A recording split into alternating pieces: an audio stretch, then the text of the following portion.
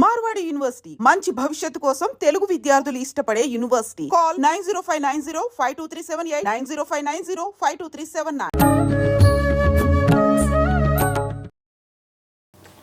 నమస్కారం, welcome to I dream. ధర్మ మార్గం విత్ విజిత కార్యక్రమానికి స్వాగతం. ప్రస్తుతం మనతో పాటు ఉన్నారు. వారు వయసులో చిన్నవారైనా సరే జ్ఞానంలో ఎంతో పెద్దవారనే చెప్పాలి. వారే ప్రవీణ్ కుమార్ శర్మ గారు. ఇప్పుడు వారితో మాట్లాడి మరిన్ని మంచి మంచి విషయాలు తెలుసుకునే ప్రయత్నం చేద్దాం. నమస్కారం అండి. ఈ మధ్య కాలంలో ఎక్కువగా వింటున్నాం కామాఖ్య అమ్మవారి గురించి. అంటే ముందు నుంచే భక్తుల హడావిడి ఉన్నా ఏమున్నా అమ్మవారి విశిష్టత గురించి, ఆ క్షేత్ర విశిష్టత గురించి తెలిసినా ఈ మధ్య కాలంలో కొంతమంది చేసే పూజా విధానాలను బట్టి ఎక్కువగా వింటున్నాం. అసలు ఏంటి కామాఖ్య అమ్మవారి విశిష్టత, ఆలయ చరిత్ర ఏంటి? ఎక్కువగా అక్కడ తాంత్రిక పూజలే జరుగుతాయి అని చెప్పి వింటూ ఉంటాము. అంటే ఆలయ పరిధిలో కూడా తాంత్రిక పూజలు జరుగుతాయా, లేదంటే ఆలయం బయట తాంత్రిక పూజలు జరుగుతాయా? అసలు ఆ విధానం అంతా ఎలా ఉంటుందండి? తప్పకుండా ఆలయ చరిత్ర అన్నారు కాబట్టి అమ్మవారి పేరు కామాఖ్య అంటారు. అమ్మవారు ఉన్న ప్రదేశం గౌహతి, అది అస్సాం రాష్ట్రంలో ఉంటుంది. మనం ఆ అమ్మవారిని శాస్త్రాల్లో హరిక్షేత్రే కామరూప అని పిలిచారు. మనం అష్టాదశ శక్తి పీఠాల్లో చూసిన అమ్మవారు ఒక శక్తిపీఠం, 52 శక్తి పీఠాలను చూసిన అమ్మవారు అందులో ఒక శక్తిపీఠం, 108 శక్తి పీఠాలను చూసిన అమ్మవారు అందులో ఒక శక్తిపీఠం. ఎన్ని చూసినా సరే వీటన్నిటికీ అదొక శక్తి క్షేత్రంగానే చెప్పారు. కాళికా పురాణం వెనుక పురాణం ఉందమ్మా, అమ్మవారికి సంబంధించిన అద్భుతమైన గ్రంథం.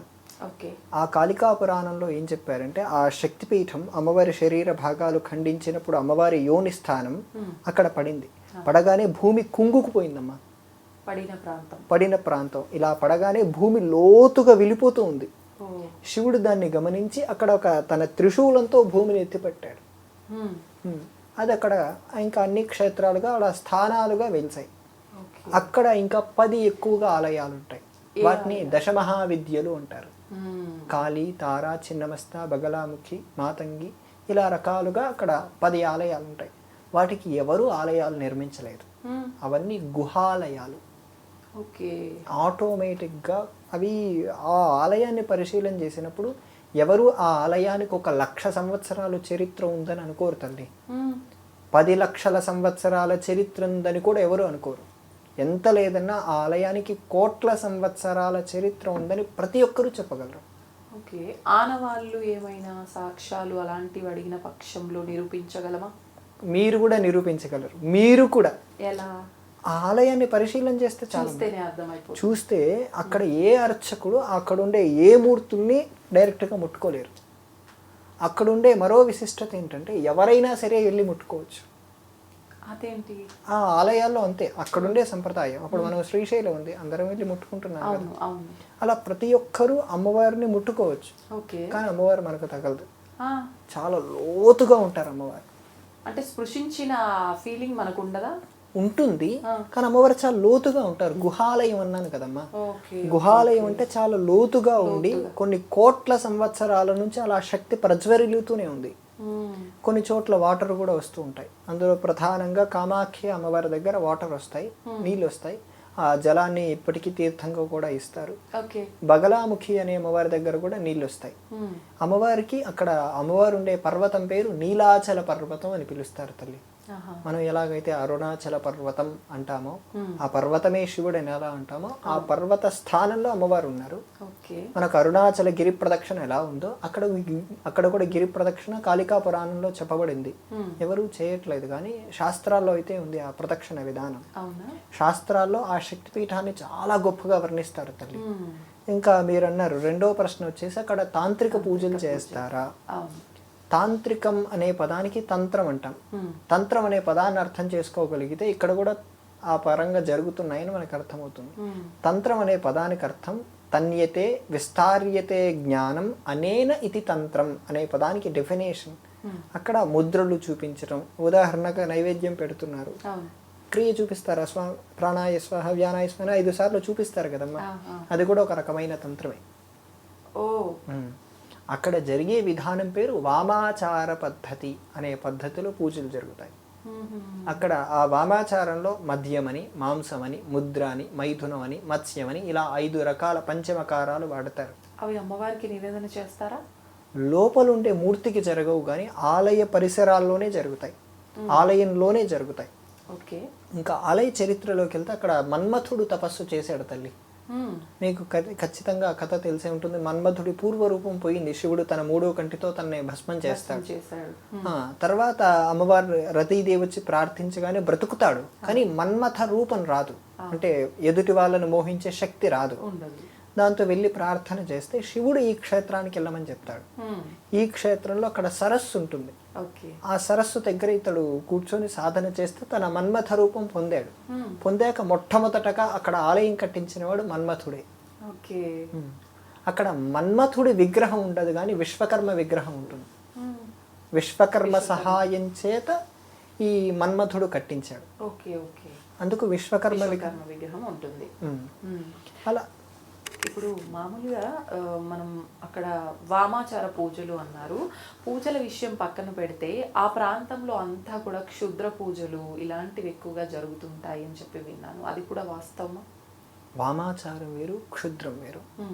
క్షుద్రం ఈజ్ వెరీ డిఫరెంట్ ఫ్రమ్ వామాచారం. ఓకే.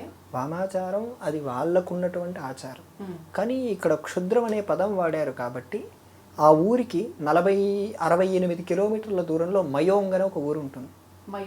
మయోంగ్ ఆ ఊరికి ఈ ప్రపంచంలో ఎవడైనా వెళ్ళినా భయపడకుండా తిరిగి వస్తే నేను 1 లక్ష రూపాయలు ఇస్తాను. ఎందుకండి? అక్కడ క్షుద్ర పూజలు జరుగుతాయి. ఆ ఊర్లో ఒక్కటే జరుగుతాయి. ఔరంగజేబు లాంటి వాళ్ళు 200 మందిని పంపించారు ఆ ఊరి పైన దండయాత్రకి. ఇప్పటి వరకు ఒక్కరు తిరిగి రాలేదు. వెళ్తేనే మటాషా. మనం ఎందుకు వెళ్తామో వాళ్ళకి తెలిసిపోతుంది. అడుగు పెట్టగానే వాళ్ళకి ఆ క్లారిటీ వస్తుంది వీళ్ళు వచ్చిన పర్పస్ ఏంటని. వాళ్ళు దగ్గరికి వచ్చి మనల్ని ముఖం చూసేంత కాదు, మనం ఆ ఊర్లో అడుగు పెట్టాలనే ఆలోచన, ఆ ఊరి పొలిమేరల్లో అడుగు పెట్టగానే వాళ్ళకు క్లారిటీ వస్తుందమ్మా. సో మీరు మామూలు విజిట్ చేయటం కోసం వచ్చారా, కుతూహలంతో చూడటం కోసం వచ్చారా, ఎవరిపైన చేతబడులు చేయించటం కోసం వచ్చారా అనే క్లారిటీ వాళ్ళకి వస్తుంది. మామూలుగా ఇప్పుడు మనకు సినిమాల్లో చూపించినట్టు ఆ హడావిడి అవన్నీ అలా కనిపిస్తూ ఉంటాయి ఆ ప్రాంతానికి వెళ్తే? కొద్ది శాతం ఇప్పుడుండే ప్రజలకు కనపడవు, కానీ రాత్రిపూట కొంతమంది చేస్తూ ఉంటారు. కానీ అక్కడ ఉన్నటువంటి విధానం వాళ్ళు పెట్టుకున్నది మంచిది, ఎవరికి నేర్పించరు. కొత్త వాళ్ళు ఎవరైనా వచ్చి మాకు చేతబడులు నేర్పించమంటే నేర్పించరు. వాళ్ళ వరకు మాత్రమే, ఆ ఊరి సాంప్రదాయం వాళ్ళ వరకు మాత్రమే, అలా అది బ్రతకటం కోసం, ఆ సాంప్రదాయం బ్రతకటం కోసం ఆ ఊర్లో ఆ సాంప్రదాయాన్ని రక్షిస్తున్నారు అనుకోవాలి, అంతే తప్ప అది బయట వాళ్ళకు నేర్పించటం కానీ ఇవేమీ చెయ్యరు. నాకు తెలిసిన ఒక అతను వెళ్ళారు ఒక పని మీద, ఒక స్త్రీ వస్త్రాలు లేకుండా నగ్నంగా గాలికి 5 అడుగుల ఎత్తులో ఉందమ్మా. చూసి ఆయన బాగా భయపడిపోయాడు. 3 రోజులు జ్వరం వచ్చింది ఆయనకి. కానీ ఆవిడ చెప్పేసింది, నువ్వు ఎందుకోసం వచ్చావో ఈయన అడగకపోయినా సరే వచ్చిన అడుగు పెట్టేసరికి నీ వచ్చిన పని అయిపోతుంది, నేను అమ్మవారు రక్షిస్తుంది, వెళ్ళి కామాఖ్యను వేడుకోకు అని పంపించేసేసింది. ఆ క్షుద్ర పూజలు చేసే వాళ్ళు ఉన్నారు, కానీ ఆ స్థితి వేరు, ఆ ఆలోచన మనకు అవసరం లేదు. మరి ఈ వామాచారం అనే విషయానికి వచ్చినప్పుడు ఇందులో ఇప్పుడు వాళ్ళు అలా వివస్త్రంగానే ఉంటారా? ఎప్పుడు ఉండరు, వాళ్ళు చేసే పూజలను బట్ట అంతే సాధన. వాళ్ళు అంటే నేను విన్నాను, అది వాస్తవమో అడగొచ్చో లేదో కూడా తెలీదు, ఇలా క్షుద్ర పూజలు చేసేవారు పర్టికులర్ ఒక రోజున వాళ్ళ మలం వాళ్ళే తింటారు అని చెప్పి విన్నాను. అలా అయితేనే వాళ్ళకి అవి ఫలిస్తాయి అని చెప్పి, అది వాస్తవం అంటారా? క్షుద్ర పూజ అనేది చాలా క్షుద్రమైనది తల్లి. దాన్ని క్షుద్రమైన విషయాల కోసం, క్షుద్రం అంటే చాలా హీనమైన, ఆ హీనమైన విషయాల కోసం వాడుతూ ఉంటారు కాబట్టి హీనమైన పనులే చేయాల్సి వస్తుంది. ఉన్నాయి అవి, నేను ఆ విషయం వినలేదు, కానీ క్షుద్రమైన పనులు చాలా చెయ్యాలి వాళ్ళు. అవి చేస్తేనే దాంట్లో చాలా రకాలైన విషయాలు ఉన్నాయి, అవి మనం బయటికి వర్ణించలేనివి కూడా ఉంటాయి ఆ క్షుద్రంలో. మనం క్షుద్రం వెళ్ళకుండా వామాచారం వస్తే, వామాచారంలో మనకు వామాచారం అనేది కూడా శాస్త్రాల్లో చెప్పబడిన అంశమే, మనకు కాదు. మనకు మంచి ఆచారం దక్షిణాచారం ఉంది, సమయాచారం అని దీనికే పేరు. కౌలాచారం అని ఇటు పాటిస్తారు, బెంగాల్ వంటి ప్రాంతాల్లో కౌలాచారం అని పాటిస్తారు. ఓకే. మరి ఇప్పుడు ప్రాంతాన్ని బట్టి ఒక్కొక్క ఆచారాన్ని మనం పాటిస్తూ వస్తున్నాం కదా, అక్కడి వామాచార పూజలు తీసుకొచ్చి మన దగ్గర కూడా కొంతమంది చేస్తున్నట్టుగా మనం వార్తల్లో చూస్తూ ఉన్నాము. ఖచ్చితంగా అది ప్రాంతానికి పరిమితమైనప్పుడు అక్కడి పూజలు ఇక్కడ చేయటం వల్ల ఫలితం ఉంటుందా, అది బెడిసి కొడుతుందా అంటారా? 100కు 100% అక్కడి ఆచార వ్యవహారాలని ఇక్కడికి తీసుకొచ్చి చేయటం అనేది 100కు 100% తప్పు తల్లి. అంటే ఆ వామాచారం అనే శాస్త్రం ఉంది కదా, ఆ శాస్త్రాన్ని ఎక్కడైనా పాటించుకోవచ్చు కదా, అక్కడిది ఇక్కడిది ఏం సంబంధం అంటారు. ఆ ప్రశ్న నాకు నేనుగా వేసుకొని సమాధానం చెప్తాను.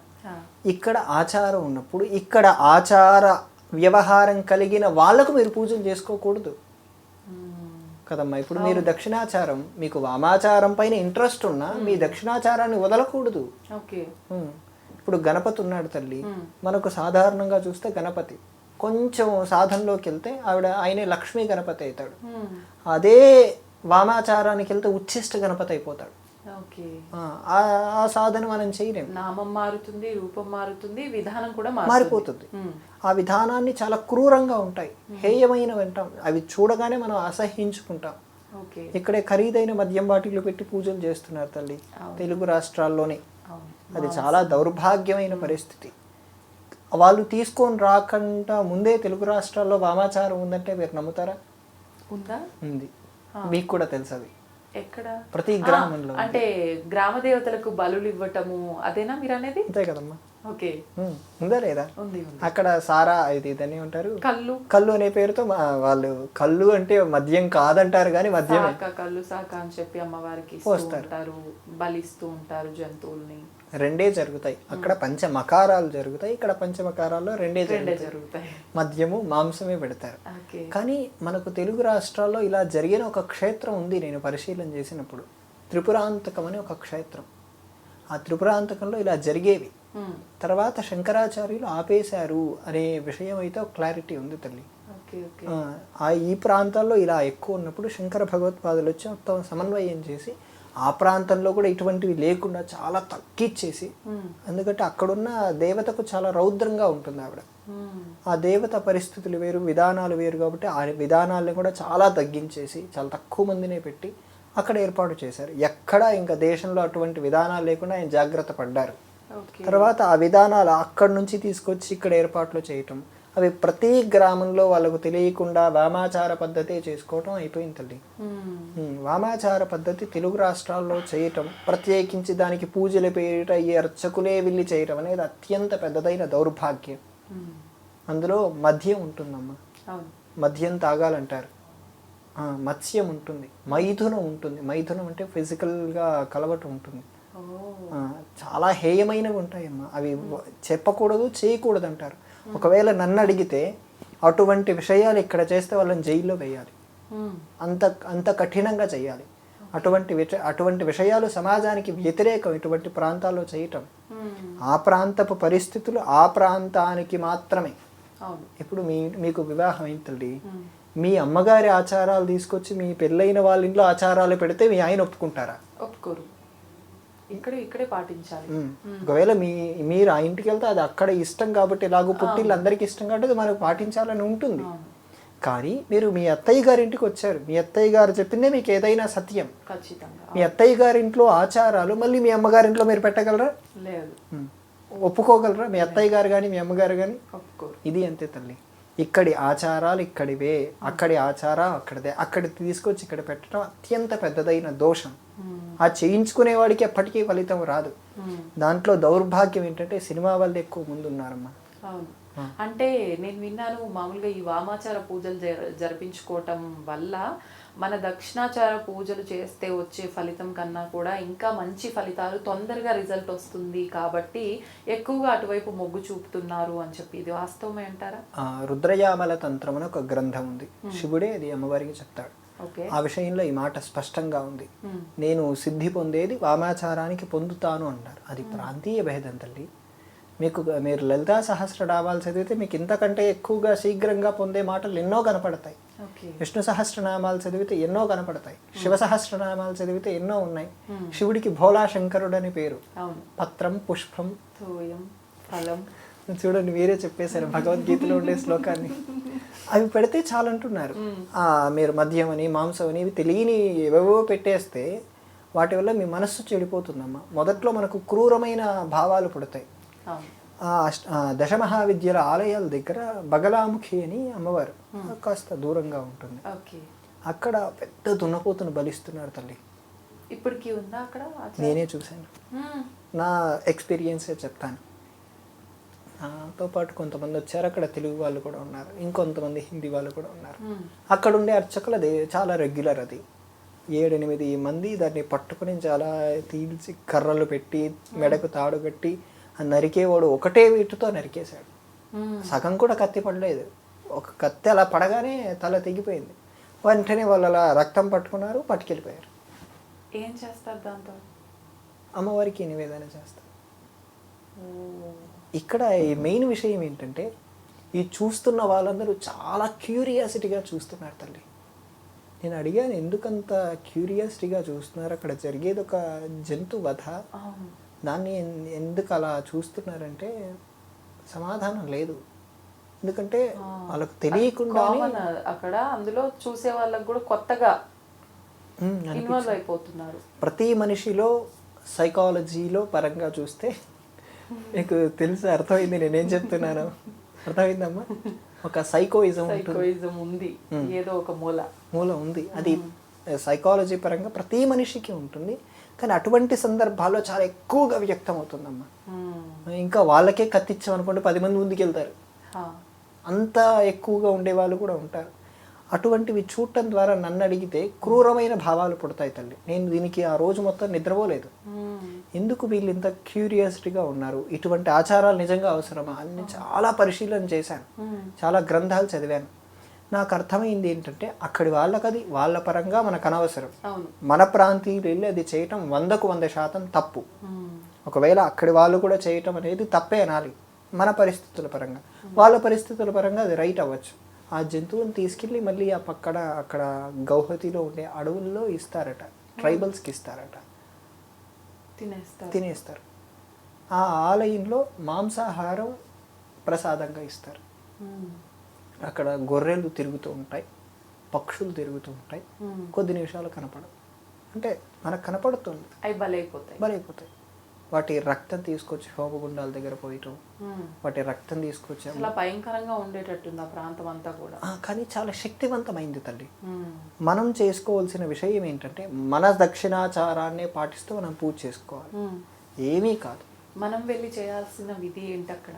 మనం చేసుకోవాలనుకుంటే ఉదాహరణకు మనమే గౌహతి వెళ్ళామనుకోండి, మనం చండీ హోమం చేసుకోవాలనుకున్నాం, బ్రహ్మాండంగా చేసుకోవచ్చు. మామూలు రుద్రహోమం చేసుకోవాలనుకుంటాం, బ్రహ్మాండంగా చేసుకోవచ్చు. హోమంతో వ్యక్తులతో సంబంధం లేకుండా మీరే లలితా సహస్రనామాలు చాలా చాలా బాగా చదువుకోవచ్చు. లలితా సహస్రనామాలు అమ్మవారి నామం వస్తుంది తల్లి. దశముద్ర సమారాధ్య త్రిపురా శ్రీవశంకరి అనే నామం తర్వాత అమ్మవారి నామం వస్తుంది. త్రిగుణాంబ త్రికోణగ అనగాద్భుత చారిత్ర వాంఛితార్థ ప్రదాయిని అనే నామంలో అమ్మవారి స్వరూపం అక్కడ ఉంటుంది. సో అమ్మవారు శాస్త్ర ప్రధానమే, మన అక్కడ జరుగుతున్న విధానాలకు మనకు సంబంధం లేదు. మనం వాటిని పూజ చేయకూడదు, వాటిని పాటించకూడదు, వాటితో మనకు సంబంధం లేదు. మనకు కేవలం అమ్మవారు ప్రధానం. ఆ శక్తిని పట్టుకోవడం కోసం మనం వెళ్తున్నాం. తెలుగు వాళ్ళు చాలామంది సాధకులు ఉన్నారు తల్లి. అక్కడ అమ్మవారిని పట్టుకొని సిద్ధి పొందిన వారు చాలామంది ఉన్నారు, యోగులైన వాళ్ళు ఉన్నారు. ఇప్పటిదాకా నేను గిరి ప్రదక్షిణం అనే మాట మాట్లాడాను. ఆ గిరి ప్రదక్షిణలో చాలామంది యోగులు తగులుతారు. నాకు ఆలయం దగ్గరే కొంతమంది తెలుగు వాళ్ళలో సిద్ధి పొందిన వారు ఉన్నారు. సిద్ధి పొందడం అంటే అమ్మవారు వాళ్ళతో మాట్లాడే అవకాశం కూడా ఉంటుంది. అంటే ఆ సందర్భాలు అక్కడ పాటించాల్సిన బ్రహ్మచర్యం కానీ సాధక నియమాలు కానీ కొన్ని కఠినంగా ఉంటాయి. ఆ నియమాలు పాటించగలిగితే శీఘ్రంగా సిద్ధి పొందుతారు తల్లి. దాన్ని యోగక్షేత్రం అంటారు, సిద్ధి క్షేత్రం అంటారు. అంటే ఇప్పుడు ఉదాహరణకు మనం ఇంట్లో ఓ జపం చేసామనుకోండి 100కు 100, ఓ గోశాల్లో చేశారనుకోండి 100కు 1000, ఓ ఆలయంలో చేశారనుకోండి 100కు 10,000, కాశీ ఇలాంటి క్షేత్రాల్లో చేశారనుకోండి 100కు 1,00,000, ఇలాంటి క్షేత్రాల్లో చేశారనుకోండి 100కు 10 లక్షలు. అందుకే అలాంటి ప్లేసులకు సాధకులు వెళ్తారు. సామాన్యులకు టూరిస్ట్ ప్లేసుల్లో చూసే వాళ్ళకి అది అవసరం లేదు. ఇప్పుడు మామూలుగా ఇంకొక ప్రత్యేకం ఏంటి అంటే ఆడవారికి నెలసరి అనేది ఇప్పుడు ఈ మాంసపు శరీరాలకి నార్మల్ పీపుల్కి పీరియడ్స్ వస్తున్నాయి అని అంటే ఓకే, కానీ అమ్మవారు అని అంటే అదంతా దివ్య శరీరం అని చెప్పాలి. ఎందుకు అమ్మవారికి కూడా నెలసరి వస్తుంది? ఇప్పటికి ప్రతి నెల లేకపోతే ప్రతి సంవత్సరమో వస్తుంది అని చెప్పి, అప్పుడు 3 రోజులు ఎన్ని రోజులు జాతరగా కూడా అక్కడ జరుగుతుంది అని చెప్పి విన్నాను. ఎందుకని అలా? ప్రతి సంవత్సరం జాతరగా కాదు, కానీ ప్రతి సంవత్సరం 3 రోజులు ఆలయాన్ని మూసేస్తారు. మూసేసేటప్పుడు ఒక ప్రక్రియ చేస్తారు. ఆ వచ్చేటువంటి సందర్భం పైన వస్త్రం కప్పుతారు. ఓకే. ఇంతకుముందు ఆయన బ్రతుకున్నప్పుడు ఒక పెద్ద బిజినెస్ మ్యాన్ ఆ వస్త్రాన్ని ఇచ్చేవారు. ఇప్పుడు ఎవరు ఇస్తున్నారో తెలియదు. ఇప్పుడు ఆయన చనిపోయి కూడా సంవత్సరం కాలేదు కాబట్టి తెలియదు. ఆ వస్త్రాన్ని కప్పి ఆలయాన్ని మూసేస్తారు. నేను మొన్న వెళ్ళినప్పుడు పరిశీలన చేసింది ఏంటంటే, చాలామంది ఇండ్లకు వెళ్ళినప్పుడు ఆ సందర్భం గురించి అడిగితే మేము కూడా అది పాటిస్తూ ఉన్నారు. ఎలాగైతే ఓ స్త్రీ బహిష్టుగా ఉన్నప్పుడు ఆవిడ మాత్రమే పాటిస్తుంది, ఇంట్లో ఎవరు పాటించరు కదా. కానీ ఇక్కడ ఆలయంలో అలా జరిగినప్పుడు ఆ గ్రామంలో ఉండే ప్రతి ఒక్కరూ పాటిస్తారు. దీన్ని నాకు అర్థమైందంటే ఆచార పరిపాలనార్థం, ఆ ఆచారాన్ని రక్షించటం కోసం, ఆ ఆచారాన్ని సరిగ్గా తీసుకెళ్ళటం కోసం శక్తికి కూడా అటువంటి విషయాలు ఆపాదించబడి అందులో నిజంగా రక్తం వస్తుందమ్మా. నిజంగా అమ్మవారి ఆ యోనిలో నుంచి రక్తం వచ్చి ఆ వస్త్రం ఎర్రగా అయ్యే అవకాశాలు ఉన్నాయి. అవి మనకు ప్రసాదంగా కూడా ఇస్తారు. ఇంకా కొంతమంది చెప్తారు అక్కడికి పక్కనే బ్రహ్మపుత్ర నది అని ప్రవహిస్తూ ఉంటుంది. నీళ్లు కూడా ఎర్రగా మారే, అంటే పూర్తిగా కాదు, చాలా లైట్గా. ఎందుకంటే ఆ బ్రహ్మపుత్ర నది ఎర్రగా అవ్వాలంటే ఇక్కడ రక్తం చాలా ఎక్కువ రావాలి. కానీ ఇక్కడ కొద్దిగానే వస్తుంది, మనకు అక్కడ స్పష్టత వస్తుంది. ప్రతి సంవత్సరం చేస్తారు. ఇది ఆచార పరిపాలన కోసం. నేనైన శక్తినే ఇది పాటిస్తున్నాను, మీరైన మానవులు ఎందుకు పాటించకూడదన్న ఉద్దేశాన్ని అక్కడ అమ్మవారు ప్రకటిస్తున్నారు. భగవంతుడు నేను పాటించానంటే ఇంకొకరు పాటిస్తారు కదా. మీరు ఖచ్చితంగా పొద్దున 5ంటికి లేచారు అనుకోండి, మీ అబ్బాయి కూడా ఖచ్చితంగా లేస్తాడు కదా. అది మనం అయితే ఎక్కువగా ఇప్పుడు అమ్మవారికి అక్కడ నెలసరి రావటము అదంతా కూడా మనం అలాంటి ప్రాబ్లమ్స్ ఎవరైనా ఉన్నా, నెలసరికి సంబంధించి, సంతానంకి సంబంధించి, పీసీఓడి ఇలాంటి మహిళలకు సంబంధించిన ప్రాబ్లమ్స్ ఉన్న వాళ్ళకి కనుక ఆ వస్త్రం తీసుకొచ్చి ఇంట్లో పెట్టుకుంటే ఈ సమస్యలన్నీ కూడా తగ్గిపోతాయి అని చెప్పి వింటున్నాను. అది నిజమే అంటారా? నిజమే తల్లి, 100% నిజం. నేను ఒకరికి ఇచ్చాను. నేను ఇది 2వ యాత్ర వెళ్ళటం. అవునా? 20 రోజులైందంతే వెళ్ళొచ్చి. మొదటిసారి వెళ్ళినప్పుడు అష్టాదశ శక్తి పీఠాలన్నిటినీ పరిశీలన చేస్తున్నప్పుడు అక్కడికి వెళ్ళాను. అక్కడికి వెళ్ళినప్పుడు నాకు వస్త్రం ఇచ్చారు. మొన్న కూడా వస్త్రం ఇంకా రాలేదు చేతికి. అప్పుడు ఇచ్చినప్పుడు ఒకరికి ఇచ్చేసాను వస్త్రం. వారు అప్పుడు గర్భం దాల్చలేదు, 4 ఏళ్ళు అయింది, రావట్లేదు, పీసీఓడి అనే సమస్య ఉంది. ఇది ఇచ్చాక నెల రోజులకే వారికి తగ్గిపోయింది. నేను ఎందుకు ఇచ్చానో నాకు కూడా తెలియదు, ఊరికి ఇచ్చేసాను. నిజంగానే మీరు అది అమ్మవారి ప్రసాదంగా ఇంట్లో పెట్టాలి కదా, అలా ఎందుకు ఇవ్వాల్సి వచ్చింది తెలియదు నాకు. అమ్మవారు అలా మీ ద్వారా వాళ్ళకి ఇవ్వాలనుకున్నారేమో సంకల్పం. అలాంటి కార్యాలు చాలా ఉన్నాయి తల్లి. అక్కడ నిజంగా అక్కడ జరిగే పూజా క్రతువులతో మనకు సంబంధం లేదు. కేవలం కామాఖ్య అనే అమ్మవారితో మనకు సంబంధం. ఆ సంబంధాన్ని పెట్టుకొని మనం ప్రయాణం చేయాలి. మన పక్కన ఎన్ని కోళ్ళు తిరగచ్చు. కోళ్ళు ఏముండవు అక్కడ.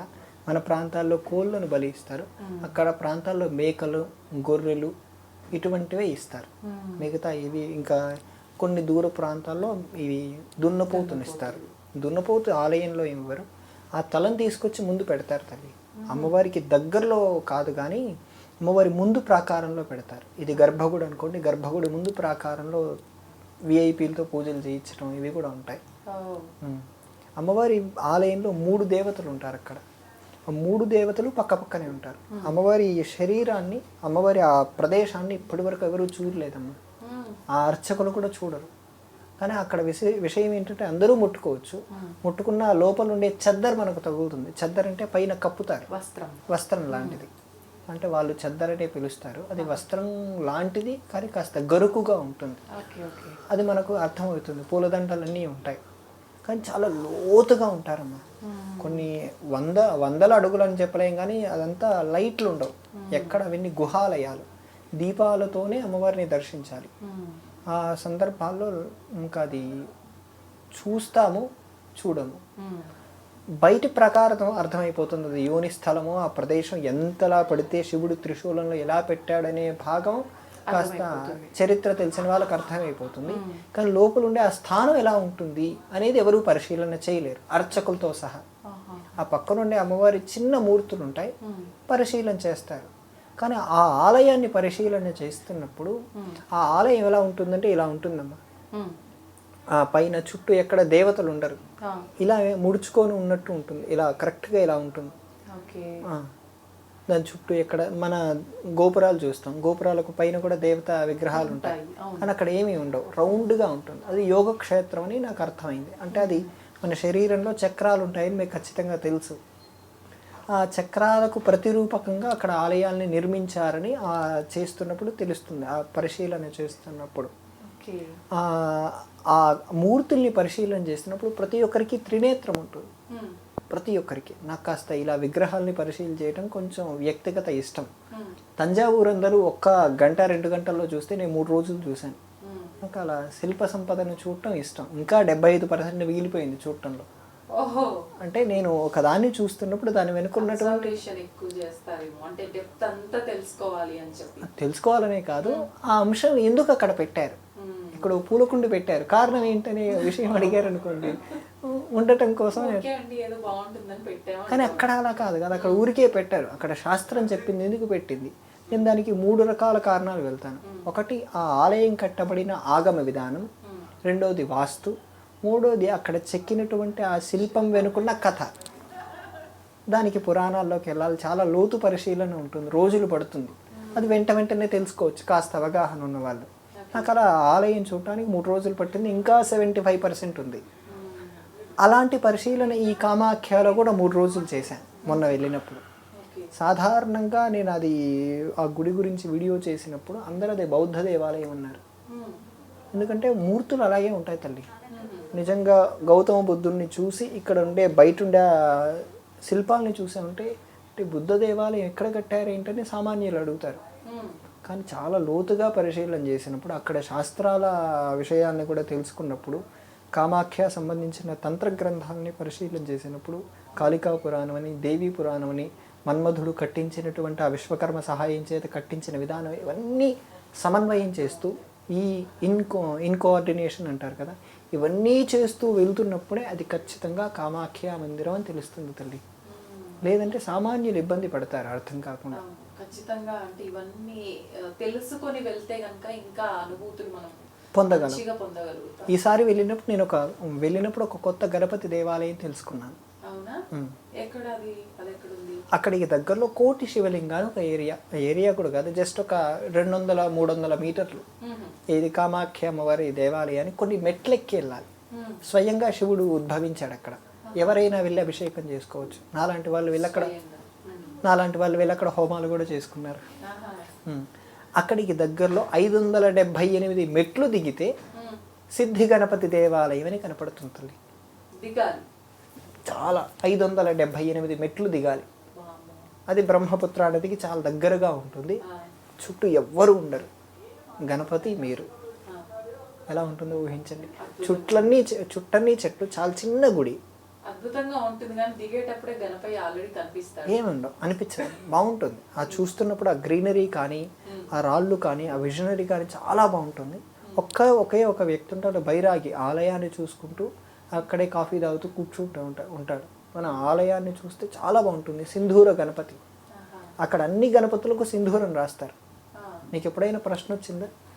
మామూలుగా హనుమంతుడికి కదా రాస్తారు, గణపతికి కూడా సింధూరం రాయమని గణేష పురాణం చెప్పింది. చెప్పిందంటే సింధురాసురుడు అని ఒక రాక్షసుడు ఉండేవాడు.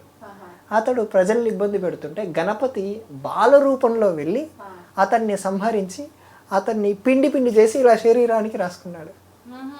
అందుకు ఆయనకి మనం కాశీలో కూడా గణపతులను చూస్తే ప్రతి ఒక్క గణపతికి సింధూరం రాస్తారు, సింధూరంలో ఉంటారు కదా. అవును, అది ఈ విషయాన్ని తీసుకొని అక్కడ రాస్తారు. కానీ అక్కడి సింధూరం అంతా ఎరుపుగా ఉంటుంది తల్లి.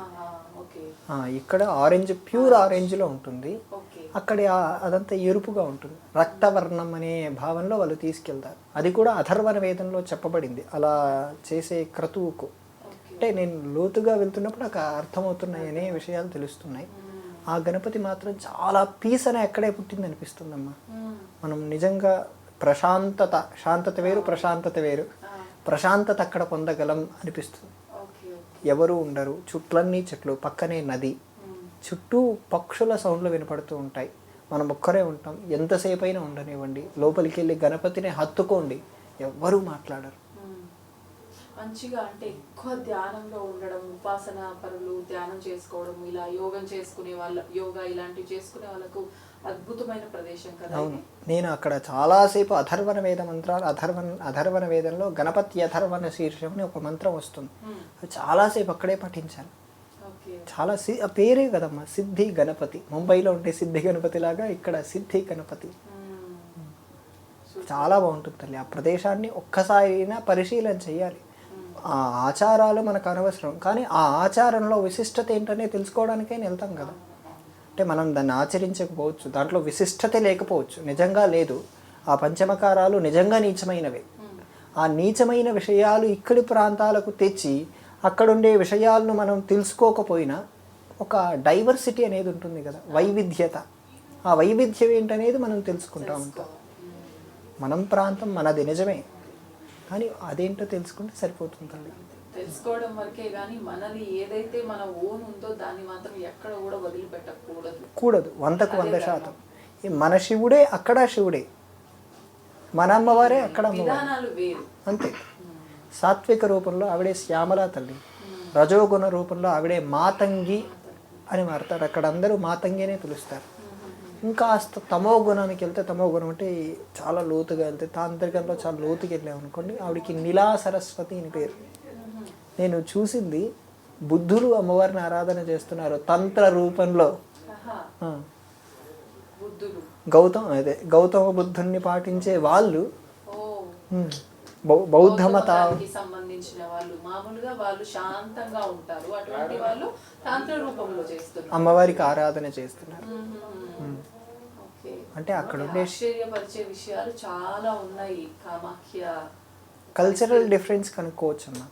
కల్చరల్ డిఫరెన్స్ అంటే పువ్వులు అన్నీ ఒకే రకంగా ఉంటాయి, కానీ చేసే పద్ధతులు తెలుసుకుంటే మనకు వస్తా డైవర్సిటీ తెలుస్తుంది.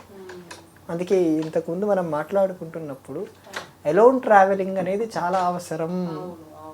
చేస్తున్నప్పుడు మనకి కన్ఫ్యూజన్ అవ్వకూడదు, కోఆర్డినేషన్ అవసరం. కోఆర్డినేషన్ చేసుకోగలిగితే అలోన్ ట్రావెలింగ్ మనకు చాలా నేర్పిస్తుంది. ఏదో వెళ్ళామా వచ్చామని కాకుండా ఖచ్చితంగా వాళ్ళలో ఒక క్యూరియాసిటీ ఉండాలి, తెలుసుకోవాలి అనే ఒక తపన ఉంటే గనక మంచిగా ఎంజాయ్ చేయాలి. కానీ అక్కడ ఉన్నటువంటి విషయం ఏంటంటే ఆ ఆలయ చరిత్ర గురించి ఎక్కడ తెలియదమ్మా ఎవరికి. ఎవరు చెప్పేవాళ్ళు కూడా లేరు ఆలయ చరిత్ర గురించి. అక్కడ నాగసాధువులు కూడా ఉన్నారు, ఎవరు చెప్పరు. పక్కనే నాగసాధువులు ఉంటారు, పక్కనే సాధన చేసే వాళ్ళు ఉంటారు. రాత్రి 10 అయిందనుకోండి, కొంతమంది సాధన చేసే వాళ్ళు ఉంటారు. ఇప్పుడంటే సాధకులు అక్కడ తగ్గిపోయారు. 35-40 ఏళ్ళ కిందట వెళ్తే అక్కడ చాలామంది స్త్రీలు నగ్న సాధన చేసే వాళ్ళు ఉండేవారు. అంటే వాళ్ళు సామాన్య మానవులు ఉన్నప్పుడు రారు, ఆలయం మూసేసినప్పుడు ఎవరూ రాని ప్రదేశం, ఎవరూ లేని ప్రదేశంలో వాళ్ళు చేసుకునేవాళ్ళు. స్వామి రామ అని ఒక ఆయన ఉండేవారు, మీకు తెలిసే ఉంటుంది మీకు. హిమాలయ యోగులు అనే ఒక పుస్తకం రచించారు ఆయన, ఇంగ్లీష్లో ద హిమాలయన్ మాస్టర్స్ అని. ఆయన పరంపర అంతా అదే. ఆయన ఈ ప్రాంతానికి వచ్చి పరిశీలన చేసినప్పుడు కావిడ సాధన చేస్తున్న పరిస్థితులు చూశారు ఆయన. సో అటువంటి సాధన అక్కడి వరకు మాత్రమే పరిమితం చేయాలి, మన ప్రాంతానికి ఎప్పటికీ తీసుకొని రాకూడదు. ఒకవేళ తీసుకొని రావాలన్నా మీరు చేయించుకోవాలన్నా కూడదు. మీరు అన్నారు అటువంటి పూజలు చేస్తేనే ఎక్కువ ఫలితాలు వస్తాయని. ఇవి చేసినా కూడా ఎక్కువ ఫలితాలు వస్తాయి. మీ కర్మని బట్టే ఫలితం, అవి చేశారని కాదు. పూజ చేయకపోయినా భగవంతుడు ఐన్స్టీన్కి జ్ఞానం ఇచ్చాడు, పూజ చేయకపోయినా బిల్ గేట్స్కి డబ్బులు ఇచ్చాడు. కారణం వారి కర్మని పరిశీలించేస్తాడు, అంతే కదా తల్లి. సంతోషం అండి, చాలా విషయాలు తెలియజేశారు. నిజంగా కామాఖ్య అనగానే ఎంతో మంది ఎన్నెన్ని చెప్తూ ఉంటారు, కానీ నిజంగా ఎప్పుడు వినని విషయాలు కూడా మీ ద్వారా వినటం జరిగింది. ధన్యవాదాలు. నమస్కారం.